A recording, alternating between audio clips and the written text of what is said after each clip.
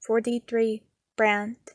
I had managed to get it to stalk me to the entrance, and I was exhausted our cat and mouse game. Inordinately had been popping through me. Hiding any pain I was feeling, now I decided to fulfill it like a special surprise dessert at the fancy restaurant. Ta-da! And it was unbearable. I swing at the monster and grab the pie wedge with its hand. It was all fed up with my little toy, I could tell. I didn't have the strength to yank it out. Instead, it flew out of my hand, hitting me under my chin, knocking my teeth together hard. I fell backward onto my back, hitting my head with a dull thud. I lay there trying to catch my breath, and I reached up to my mouth. I could taste blood, but it wasn't salty, it was different. It was familiar. I withdrew my hand and looked at it. Sure enough, black ink. I was oozing from the inside out. My ears buzzed. I was so close and yet so far away. I felt entirely ashamed. I had one thing to do. Just one.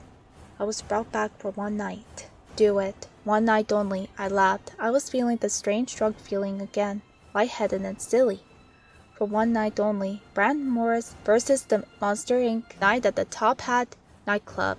I said aloud. I laughed some more. I closed my eyes. I felt the pull. I could see swirling blackness. I wanted to keep it and melt away. I wanted to sweep into the cracks on myself. The feelings were so familiar now. I had been through this once before. No, not yet. I had to get up. I had to finish this. I opened my eyes again. Looming over me was a monster. It was so close to me I could feel it sinking beneath my face.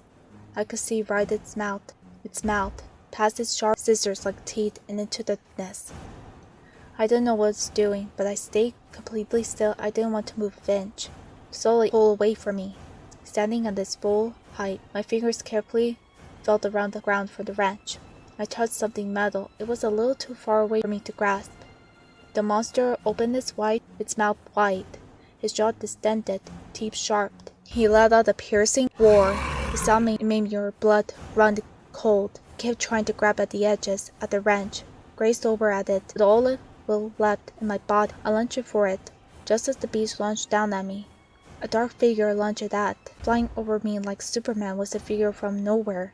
It tackled the monster by its legs, and the monster tendered slightly unsteady. The figure rolled out of sight, and the monster turned engaging with it. It let a massive roar, and then I watched the figure rise and round into the machine room. The monster hot in its tail, sprang to my feet, passing through my body for one last haul. I stood and grabbed at the door, ready to slam it shut on the monster when I saw the figure, inky black, dripping, like a form of the person but no features. It stood and turned to me for a moment. I swear it was looking at me. Then I thought, was that me? Was that what I was? Be again? It was like looking into the mirror and the time machine all at once. I didn't want to close the door anymore, or I wanted to help it, fight the monster alongside it. And it gave me a nod. A nod. It was so human. It was like it knew me, recognized me. Bill? I asked it. A figure turned back toward the monster and lunged at it again. It was vigil. The monster was huge. It was enough distraction. Then I managed to slam the door shut and locked it. Heart thumping in my chest, I stood in a dark tunnel. I felt completely spent. Over and done. I turned my back to the door and slid it down. There, I'd done it. No, we'd done it. Thank you, Bill. I wonder if I ever turned that inky form, if I'd been able to communicate with him again. Were there others? Were there folks in New York who have come to a similar fate? We have done our best to prevent it happening again. But had it already happened? Was it too late? If there were others, I thought as I closed my eyes, at least we wouldn't be alone. We would be lost in the wilderness together. Constance, I hope you made it. It was time. My body knew it. My mind knew it. My heart knew it. Time to be invisible. Time to let go.